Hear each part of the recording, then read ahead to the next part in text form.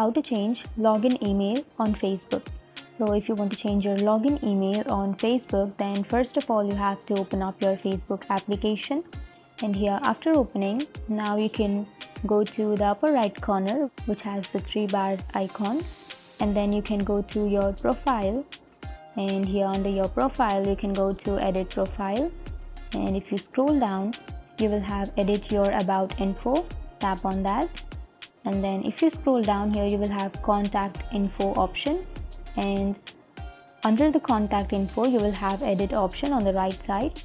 Tap on edit, and then here you will have manage contact info. Tap on manage contact info, and here you will have two options. One is add phone number and the other is add email address. So you can simply choose add email address,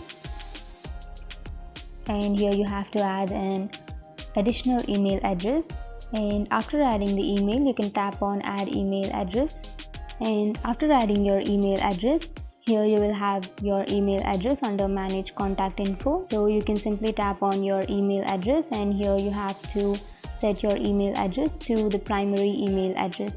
So that's it. That's how you change your email address, and if you want to add another email address you can simply follow the same procedure.